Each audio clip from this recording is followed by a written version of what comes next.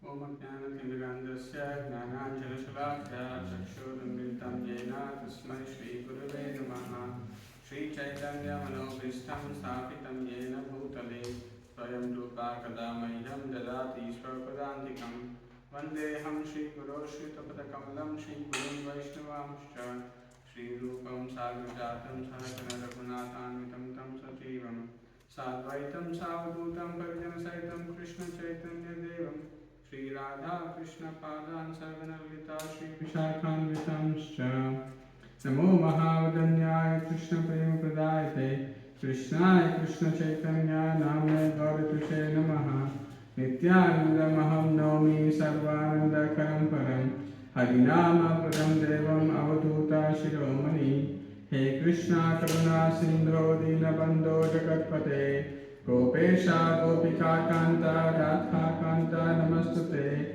Tapta Kanchana Gaurangi Radhe Vrindavaneshwari Vrishabhanusute Devi Pranamami Hari Priye Namo Om Vishnu Padaya Krishna Prishtaya Bhutale Srimate Bhakti Vedanta Swami Niti Namine Namaste Saraswate Deve Gauravani Pracharine Nirvishesha Shunyavadi Pashyata Deshatarine Jai Shri Krishna Chaitanya Prabhu Nityananda Shri Advaita Gadadhara Shri Vasadi Gaura Bhakta Vrinda Hare Krishna Krishna Krishna Hare Hare Hare Rama Rama Rama Hare Hare.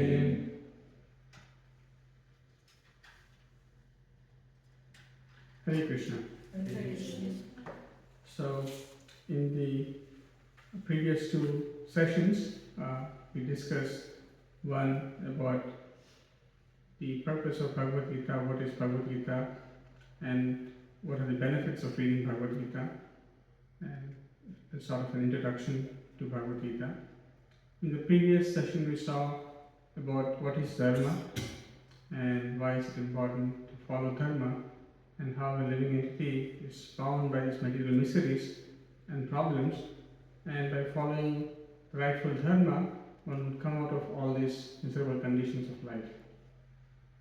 So today we will start with Srila Prabhupada in his introduction talks about there are 5 important topics that are discussed in Bhagavad Gita, and those are the most basic subject matters which are discussed in Bhagavad Gita. And Prabhupada very nicely introduces all these 5 different subjects in the introduction, and then eventually it is developed in the consequent chapters. So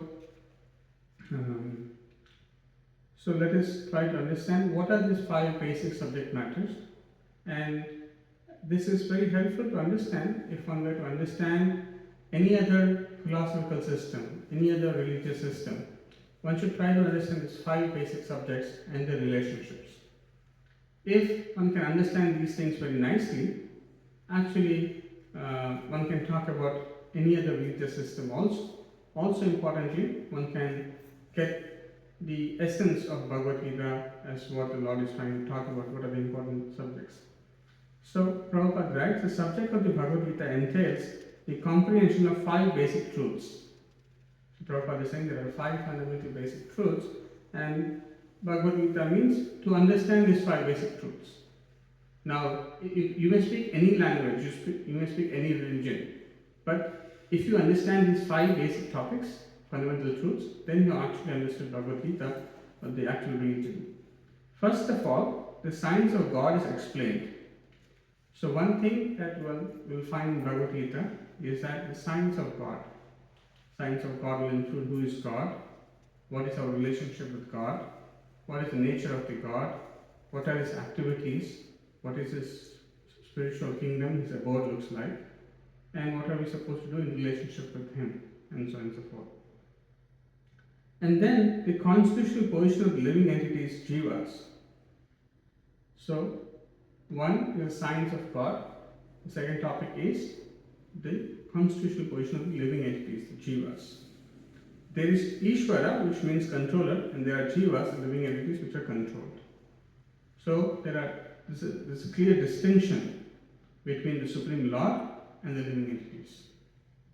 Most people have no idea that there is a distinction between Lord and us. Most people do not know there is a Lord, and most people also think we can become equal with God, but they do not see that Supreme Lord is a supreme controller and we are controlled, or we are not actual supreme controller. If a living entity says that he is not controlled, but that he is free, then he is insane. The living being is controlled in every respect, at least in his conditioned life.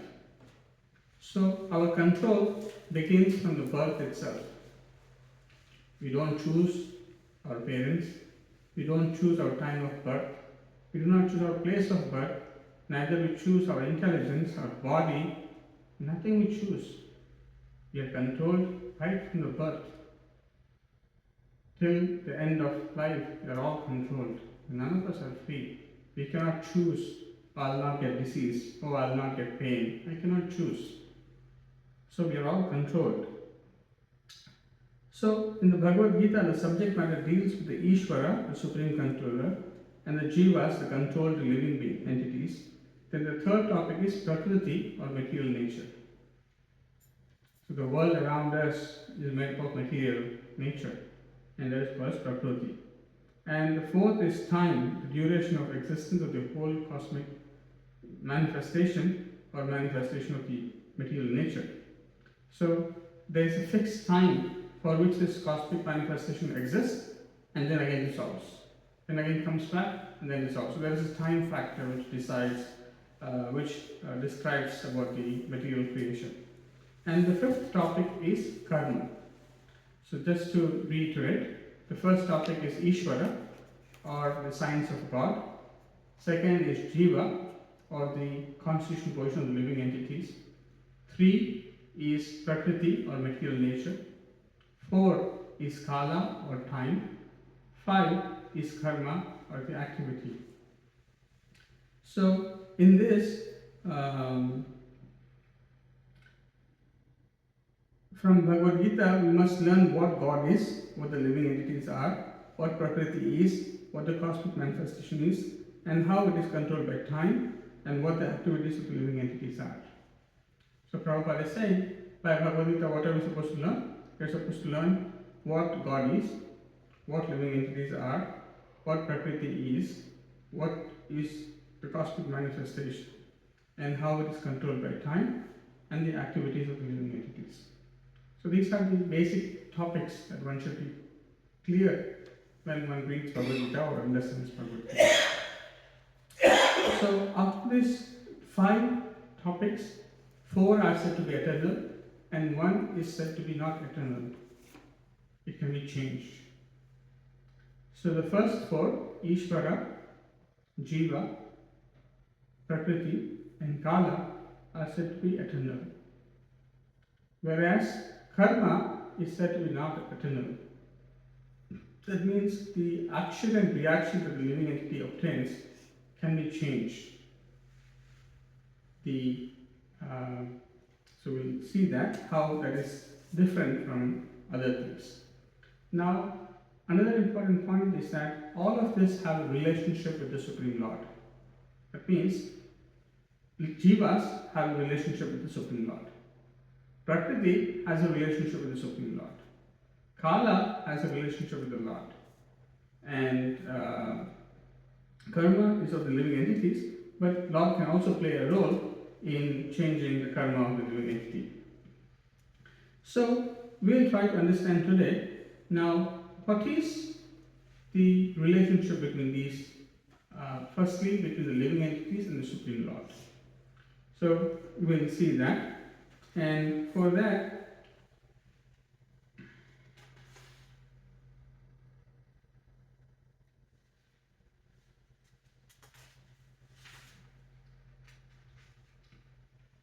so we may be approaching different ways. So Srila Prabhupada has written a small document kind of a thing known as an analysis of Bhagavad Gita. It's a very nice document. I would like all of you to, I want to give a printout eventually to everyone. Maybe in the next session I'll give a printout. It's a very nice analysis Prabhupada writes. He just writes few themes and categorizes them. And basically what he does is that he groups together specific verses in one category and so on and so forth. So in that, Prabhupada divides the Bhagavad Gita into three sections. The Sambandha Gnana, Abhidheya Gnana and Prayojana Gnana. Anyone remembers what these three terms are? Sambandha is the initial stage when we start having some relationship with God. Anyone else remembers? So entire Vedic literatures can be categorized into three sections. Either they are talking about Sambandha Gnana. Sambandha Gnana means one's relationship with the Supreme Lord. So the scriptures will talk who are you, who is Lord, and what is your relationship. That is one category of knowledge. Second category of knowledge is Abhideya Gnana. That means once you understand you have a relationship with God, what are your duties? That is called Abhideya Gnana. And the third category of knowledge is called Prayojana Gnana.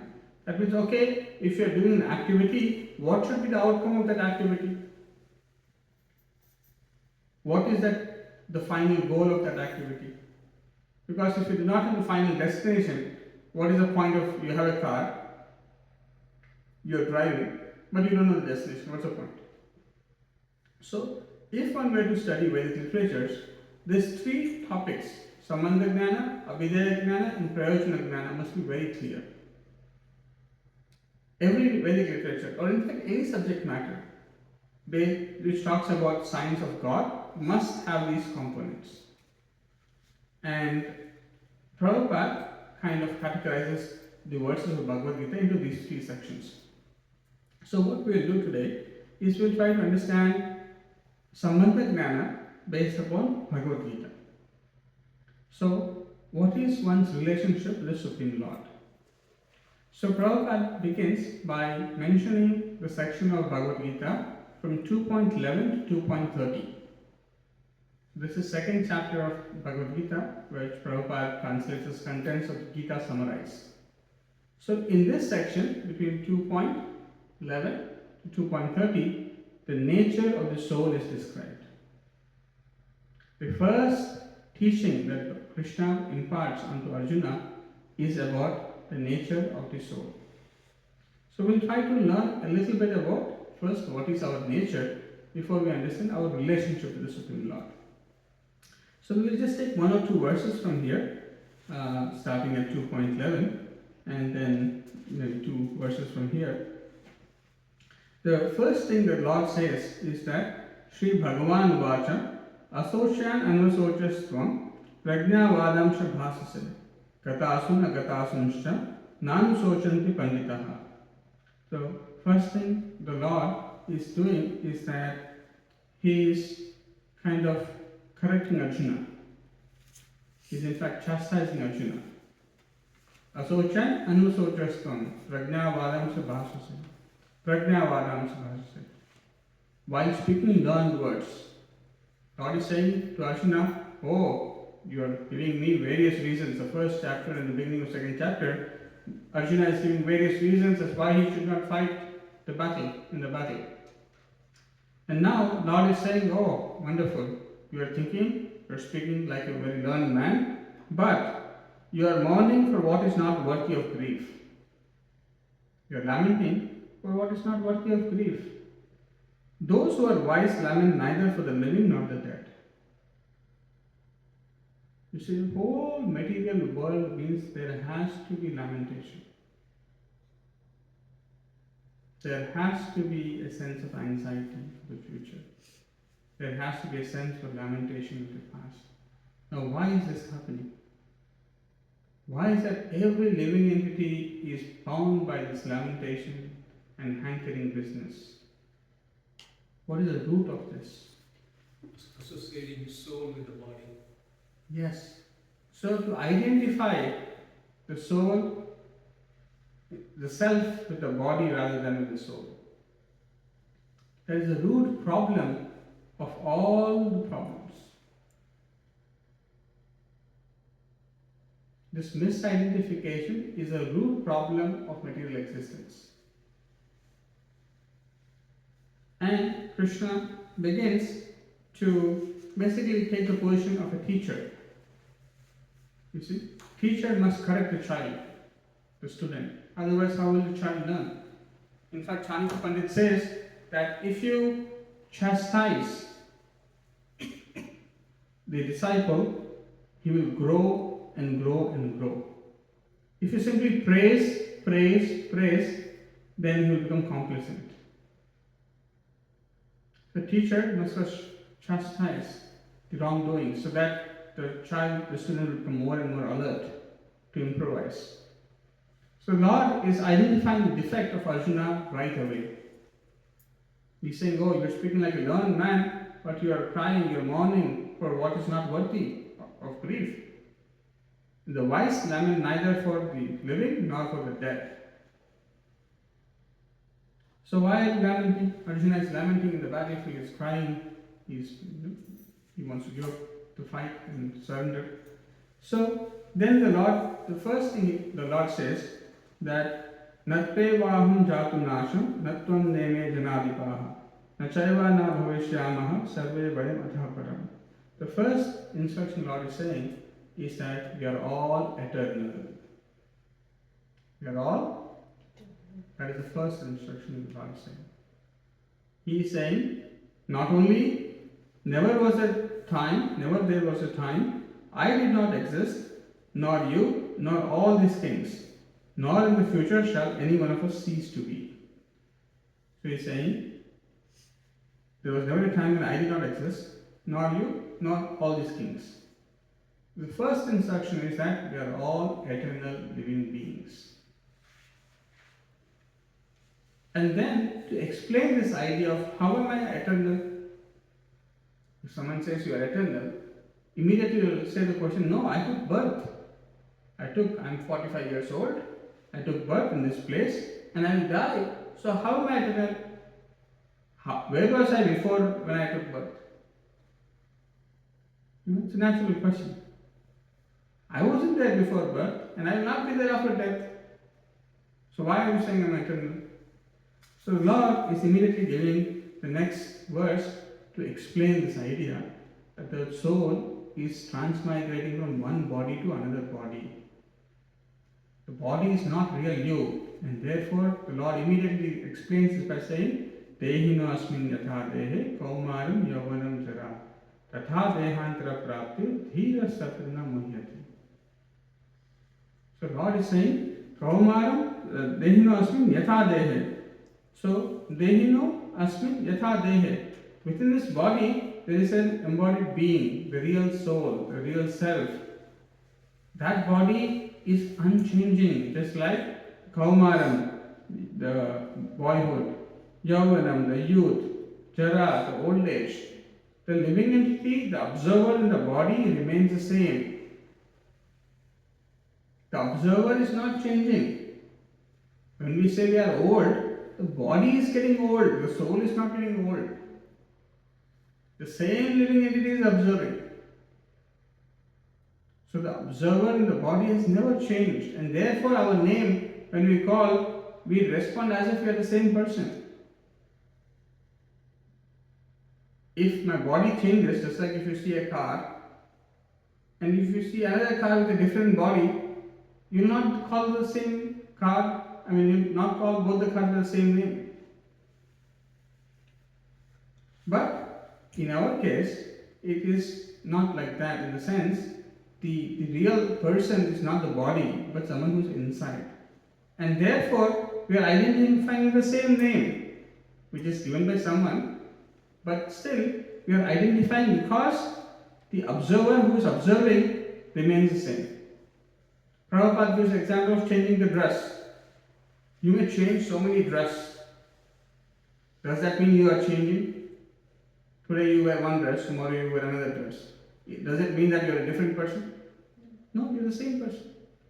Similarly, we are changing our body every day, every moment. And Prabhupada even says that according to medical science, within few years, maybe like 7 years or so, all the cells of the body change. That means you have a completely different body altogether. But how come you are being recognized as the same person? And how come you are also identifying yourself as the same person? That is because we are not this body. But we are so engrossed in this idea that I am this body, and the needs of the body, that is, eating, sleeping, mating, defending, are my only business. My only business is to worry for these four things. Where do I get food? Where do I get food? Where do I get food? Where do I sleep? What kind of a house do I build? What kind of a house do I build? Defend. Oh, that person is taking my rice bag. Beat that person. Beat that person. He took 1 ounce of extra rice from my plate. Fight with him. You see? So much fight for eating, sleeping, mating, and defending. Just to fulfill the needs of the body, man is fighting with one person, with another person, with one country, with another country. The whole idea is to satisfy this body which does not really last for long. And when the time of death comes, the living entity feels so much of pain because of this bodily concept of life. One may say, oh, what is the difference? You may look like you are Krishna conscious, or you're conscious of your soul. So what is the difference? You are also going to die, I am also going to die. You are also going to become old, I am also going to become old. So what is the difference? Dhira satrana mayati. A person who is Krishna conscious, who is spiritually evolved, is not disturbed by all these changes. He remains sober. Something will come, something will go. Death will come and body will be changed, but the person will not be disturbed. Otherwise, we become disturbed. Prabhupada gives an example of how death is different for a devotee and for a non-devotee. Prabhupada gives an example of cat catching a rat and cat catching a kitten in the mouth. When the cat catches a kitten, the kitten feels safe. It feels, oh, my mother is taking care of me. There's no need to worry. When the rat is in the mouth of the rat knows my death has come. I'm going to suffer now and going to die. Similarly, a person who is not Krishna conscious, who doesn't understand he is a spirit soul and part and parcel of the Supreme Lord, will be troubled by this fact, oh, what is going to happen to me next? What is going to happen to my wealth? What is going to happen to my family? Oh, who is going to take care of them? You see, material conception means adhira. Always anxious, always disturbed. Never satisfied. The simple idea of that I'm this body creates so much of trouble. Just to come out of this is so difficult. There is no science that is trying to teach that we are not this body. The whole Vedic civilization is meant to train one to realize this basic fact that we are not this body. Why are you trying to accumulate so much? What are you trying to do in this world? Whom do you think is near and dear ones? You see, because of bodily conception, we are too much engrossed in this wrong conception. And we make plans. We make plans, we have so many hopes. Okay, after this year, after this year, after this year. 5-year plan, 2-year plan, 3-year plan. After this loan I will take. After that loan I will take this loan. I will build 2 houses, 2 cars. You see? And all these hopes make one person more and more anxious. So the first learning is to know our own self, our own nature. So unless one doesn't learn this, everything else is of very little value. I'll just share a small story. How much time do we have? So, there is an example that is given to illustrate the importance of knowing ourselves. Imagine this phone is lost in an African jungle or some jungle, and a tribal man comes and picks up the phone and tries to make sense. What is this? What is this? What is this? Do you think he can make good sense of it?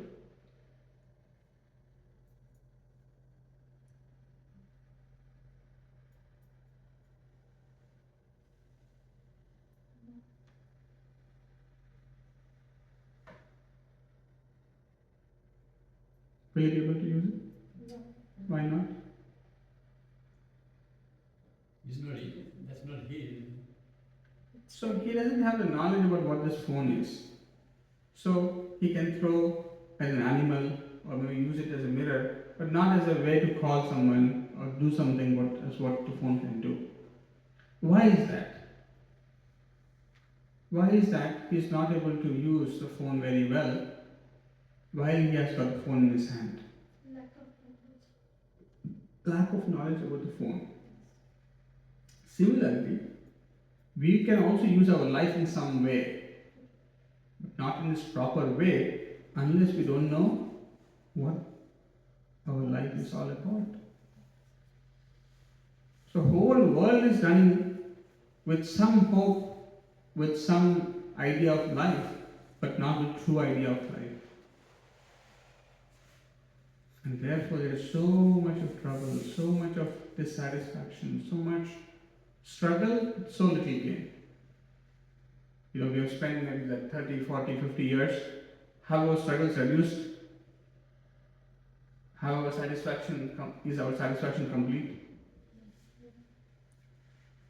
Or at least, is there a hope in next some time we will become very peaceful, happy, satisfied? Because on the material platform, there is never satisfaction. There is always incompleteness. There is always a change in the wrong direction. So the first learning that we are not this body is a very, very important instruction that we should try to understand in Bhagavad Gita. And you will see how many religious organizations, religious institutions talk about so many things, but they will not talk about this one basic point, that we are not this body. They will not help us to realize this fact. So the first section of the second chapter, in the sense 2.11 to 2.30, it only talks about the soul and its nature. Then I'll touch upon one of the words for today, and we'll continue it later next time. Is the verse from Bhagavad Gita, which is from 15th chapter. I think it is 15.5.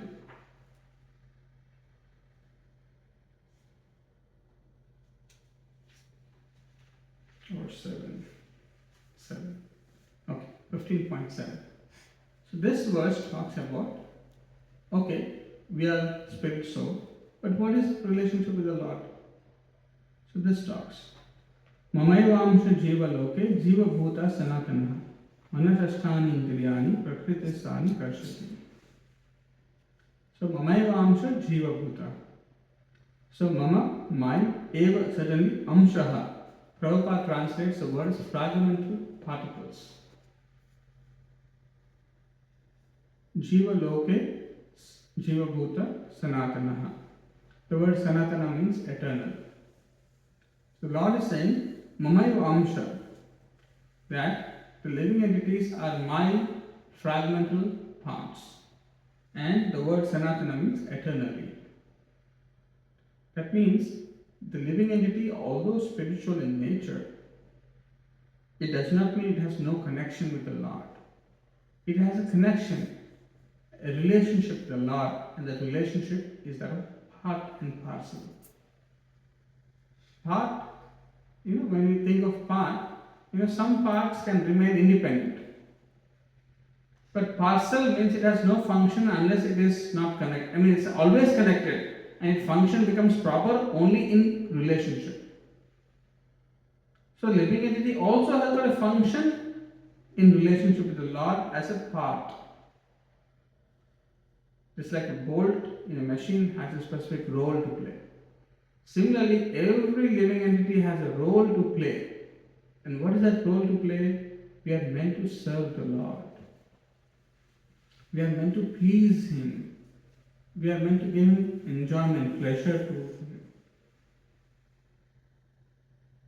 So, Mamai Vamsha Jiva Bhota Jiva Loke Sanatanaha. Eternally, that is our duty. We are subservient to the Lord. He is a supreme being. Nityo Nityanam Chetanas Chetananam. He is one supreme eternal being, and we are all minute eternal beings. We are also eternal, but He is one supreme. He is supremely conscious, and we are also conscious, but we are minute in our ability to be aware of. So this idea that, oh, I am a spirit soul, and I have a duty to serve Him. I am part of Him. Just like a child has a duty towards parents, parents have a duty towards child. There is a relationship. Similarly, there is a relationship between the Lord and us, but right now that is forgotten. We have no idea that Lord exists. And even if Lord exists, what is our relationship? So most people, for them, relation is transactional. Relation is transactional. Oh, I'm not feeling well today, I'll go to the temple. Or once in a month, I just go to the temple. Oh, exams are coming for my child, so let me go to the temple. Sometimes when there's a medical school, UMass Chan Medical School next, close to our temple. So they have a yearly intake. So when the yearly intake happens, we have a lot of people who come. And then they will have some 7-hour, 8-hour exams sometime. I don't know which part of the medical school they have some examination. So before that they will come. Or after the exam they will come. And then they will come towards the end of the, something like that. So you see, so we have a specific relationship with the temple in a specific way. You see. So this idea of our relationship with God is made mostly transactional. And just like people go to Tirupati or many other temples, oh Lord, please give me visa, oh Lord, please give me this, oh Lord, please give me that. You see, there's a transactional. This kind of a transactional relationship is also good than no relationship, but this is not the highest kind of relationship one can have. So as we will see, Bhagavatam talks about pure love of God. There's an activity, there's a relationship with the Lord in pure love. And Chaitanya Charitamrita talks about how to intensify that love even further. What are the activities of the soul in true love? There is no tinge of fruitive activity. Fruitive activity means there is some gain for me. I will do this so that I look nice, or my children feel good, or I look to be recognized by the society that, oh, he's a good donor, he's a good cook. The idea is not to please the Lord. The idea is to please the Lord and to be pleased. This is called fruitive tendency. All over the universe, the living entities in the material world have this deep-rooted fruitive mentality. Very deep-rooted fruitive mentality. And it's very easy. You go and touch someone and discuss the fruitive gain that they're going to get. What will be the reaction? Explosion. Just take away what they want. They have a plan that they will get something out of this, and you just say, you're not going to get this. Immediately anger. Because in love, there is no anger of that kind. There is an anger, but not just for losing something. In love, you will be angry because the other person is not getting something. If the other person is not benefited, you may become angry in love. But the material love or material anger means I am not going to get something. So, the Vedic scriptures gradually elevate one to give up this fruitive activity. And then there is speculation. There is a speculation about who the Lord is. Oh, I can also become one with Him. Today I will worship in this way, tomorrow I will worship in a different way. As I elevate, as I recognize I am soul, Lord is not so much important. I will also be equal to Him. So there is a certain misunderstanding about the role of oneself in one's relationship with the Lord. But bhakti is that process where one understands the supremacy of the Lord, one recognizes one's limitedness or infinitesimness of the living entity, and one recognizes one's duty of serving the Lord. That he is a person. He is a person. And one can have relationship with him in 5 ways. Shantarasa, that is neutrality. Dasya, servitorship. Sakhya, in friendship.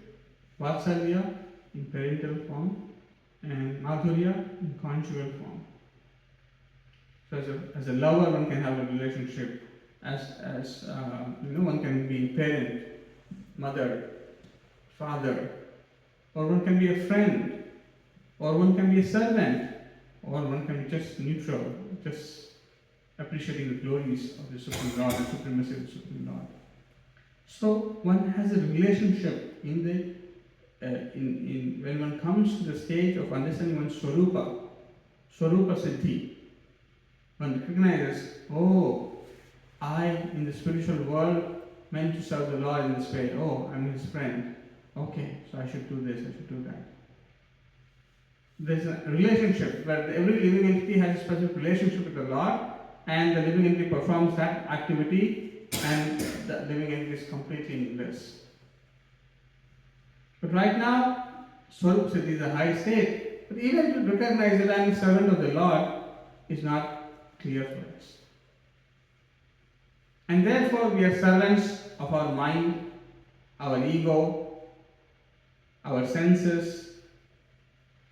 We are servants of people around us.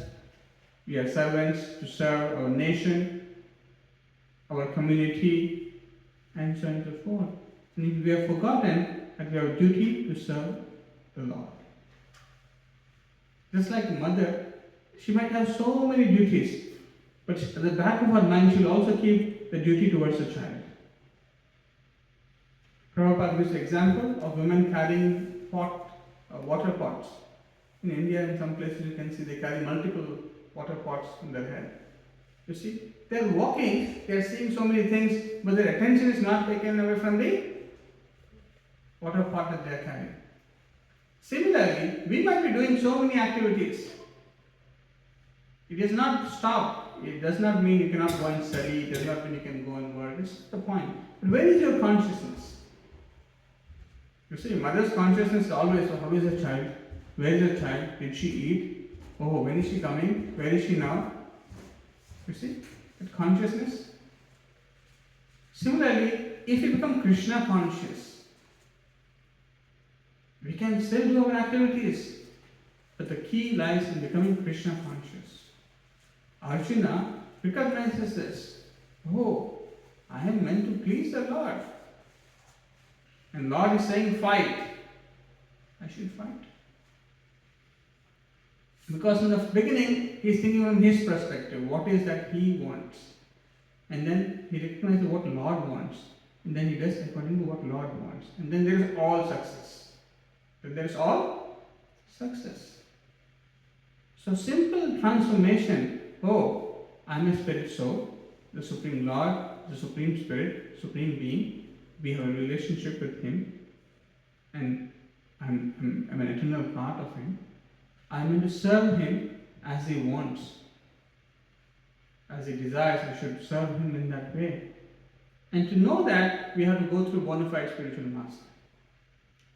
And simply when we do our duty as assigned by the spiritual master to please the Supreme Lord and become conscious of Him, then we will immediately see everything falls in place so wonderfully. The anxieties, the lamentations, all will vanquish at once. See, Arjuna is anxious in the beginning. Should I fight? Should I not fight? What to do? What not to do?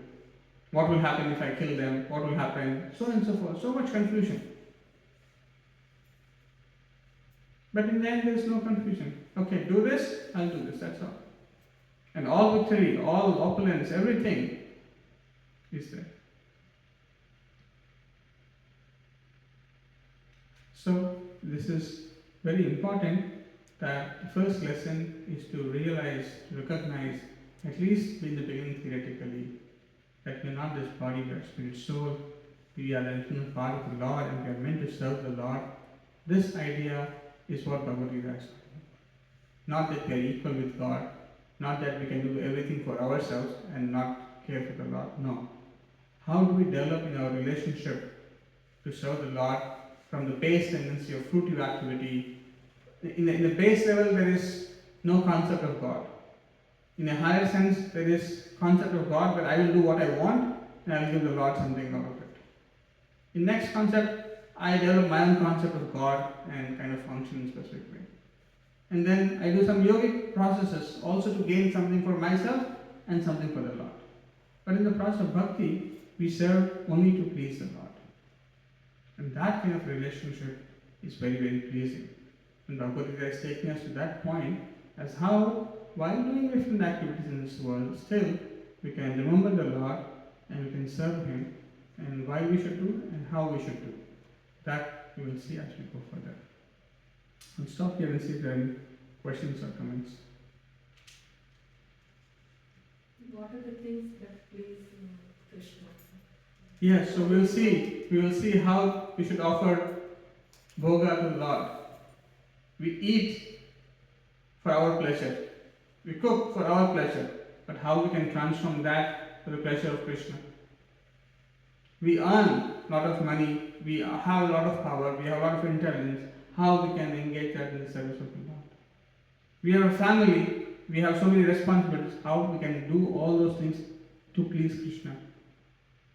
So we will see practically how we will apply. We will start with offering prasadam as one of the sessions and see why it is important, and similarly how everything can be transformed spiritual, how we can make material things into spiritual, how everything can be Krishna centric. So we will discuss more on those things.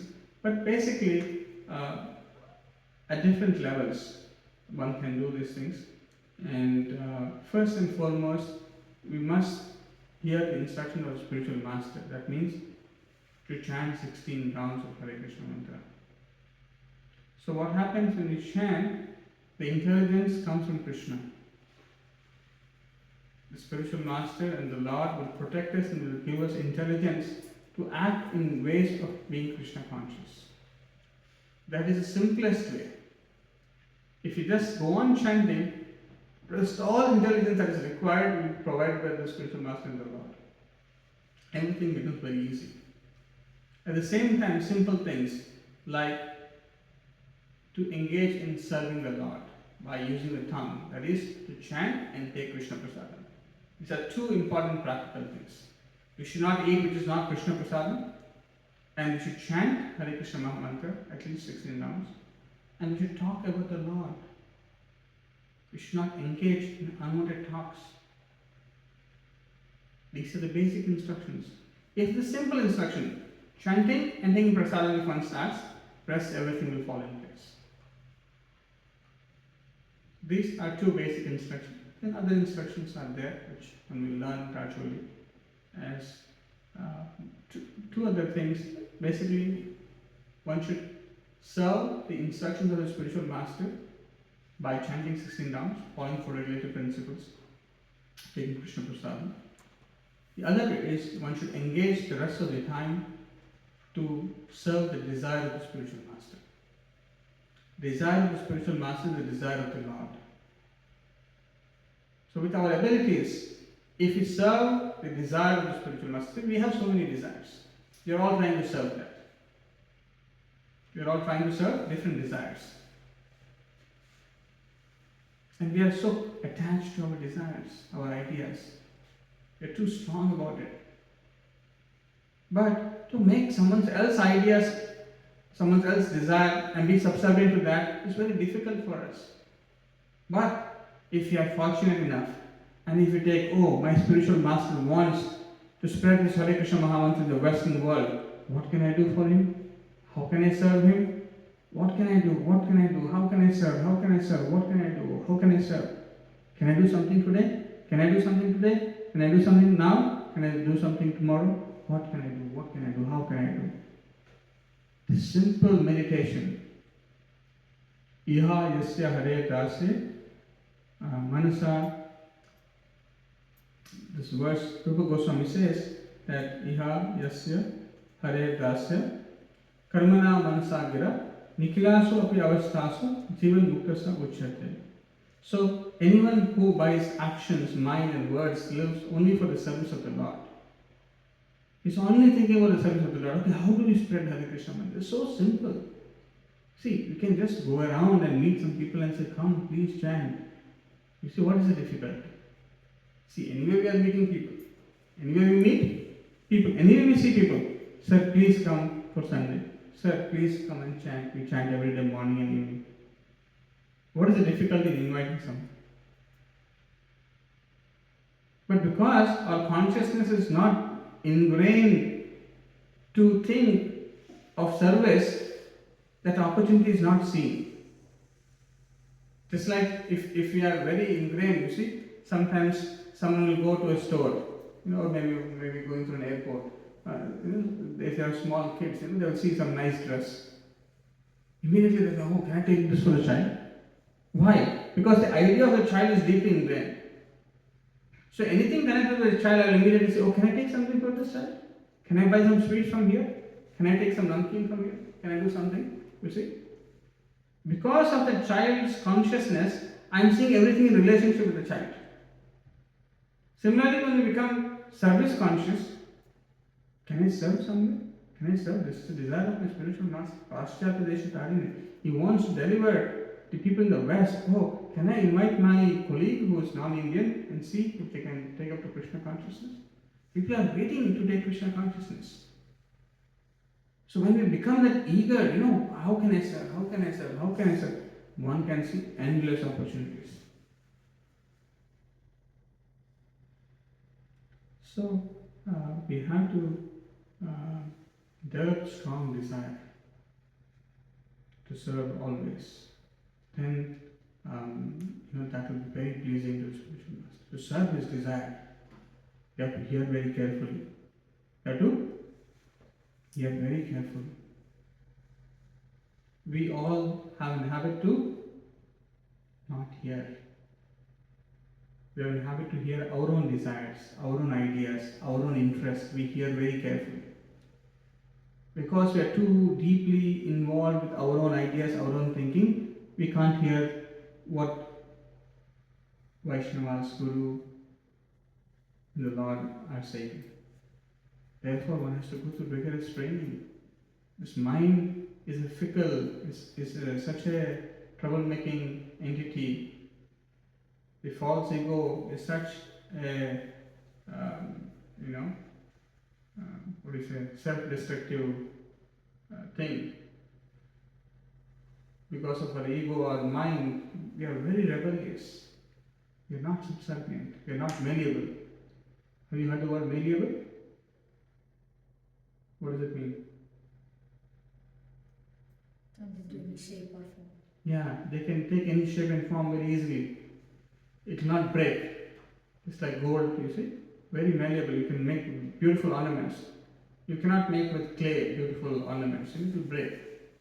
It requires malleability. Similarly, a disciple must be very malleable. Ready. Right now do this. Do it. We will say, oh, why you did not tell me 2 weeks ago? Why you did not give me the plan? Why you did not give me the resources? Why you did like this? See, the mind immediately goes, I am not going to become malleable. I want other person to be malleable. to the service opportunity is not taken, grabbed. I was talking about this pastime of Yamuna Mataji. I don't know if they speak here. Okay. So, Yamuna Mataji is a disciple of Srila Prabhupada, early disciple of Srila Prabhupada, and they used to accompany Prabhupada to many places, especially in India. Yamuna Mataji learned cooking, and she used to even cook for Prabhupada. She's an American, but she's cooked for Prabhupada, and she learned Indian dishes so well that she wrote a very voluminous book. Anyone of you have seen that book? So there is some Krishna's cuisine or something like that, some very elaborate book about how to cook, a very, very detailed explanation. So once what happens, they were traveling from Amritsar to Bombay. So Prabhupada was doing various programs in India, and they were traveling, and Prabhupada in the train, he said that I want rice and something like that. Can you imagine? Hot rice and rice in train? Now what they do is that they go to that compartment, the cooking compartment, and they say, we want to cook for our spiritual master. They say, not possible. Who are we to cook here? We are the cooks. We know how to cook. Who are you? Then they were actually talking between the bogies. You know that? There is a connecting link. So they were talking there. That person is saying, no, you cannot cook. Yamuna Mataji says, I'll jump from here if you don't allow me. Then he says, okay, you can come and cook. Then they wash all those things properly and they start cooking. You see, it's very easy to say, Prabhupada, next station we'll get from somewhere. Prabhupada, you should have told us before, I could have brought a cooker. I don't have rice, I don't have a cooker, now you're asking me for hot rice. In another time, when they go to Bombay, they were doing big pandal programs during that time. 10, 20,000 kind of people were coming and attending Prabhupada's lectures in Delhi, Bombay, Calcutta, different pandal programs were happening. And this time, what happened, she was made in charge of deity services. And the president of the temple or small whatever center was, he said, I have no money, you figure out whatever money that is required for your department, you bring and you do everything. She's an American, in some ways new to India. She's trying, she's not able to find any money. She's not able to find, and the date is coming closer. What does she do? She's walking on the street and she starts crying and sitting in one place, and she starts crying. Oh, I'm not able to do this, I'm not able to do this. A person in a big car was passing by. He notices her and he says, what happened? She says, I'm not able to serve my spiritual master. My spiritual master wanted me to do this, but I'm not able to do this. I need so much money for that. And he asked, how much do you need? I don't remember the exact number, something like 2,000 rupees during those days. And he says, okay, come to my office, I'll give you. And he gives a check of 2,000 rupees. See how easy it is for us to blame someone. How easy it is to blame someone. So easy. How do you put me in this situation so suddenly? How do you demand 2,000 rupees? Why do you want so much? Why don't you do like this? You see. Why? Because it is my desire. See, but when we shift, okay, this is the desire of the spiritual master. Let me serve. Let me try. Let me give my heart and soul. You see Srila Prabhupada. His only thing was to serve the desire of his spiritual master. And his spiritual master wanted to serve the desire of his spiritual master. So Bhaktivinoda Thakur wanted that in the West we should have Krishna consciousness movement. And when he was passing and in his last days and in the last days of his wife, basically Bhakti Saraswati Maharaj's parents, they both had this wish and they both implanted that idea that yes, we want this. And Bhakti Saraswati Maharaj took very seriously. And in early 1900s, he sends devotees to Germany, London, to Burma to open centers, to Bangladesh to open centers.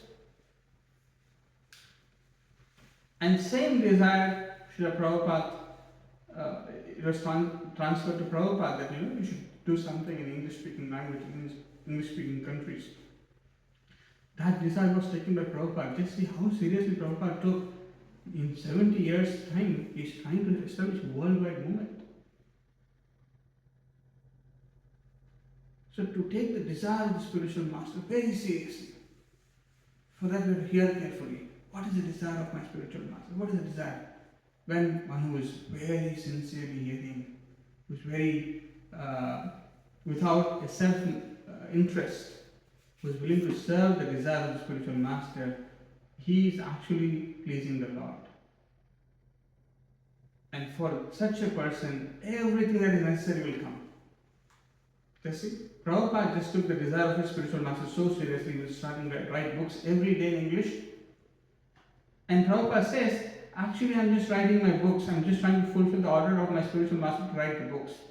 And everything else is happening very miraculously. Temples are opening, people are coming, everything is happening. But we are very calculated people. We are very calculated people. We will think, oh, if I write the book, where will I get money from? Let me open a store. Let me do a part-time job. And then I will write the book when I get free time. We don't do the service first. We do service last. But if we learn to take the desire of the spiritual master as heart and soul, that's what Prabhupada says.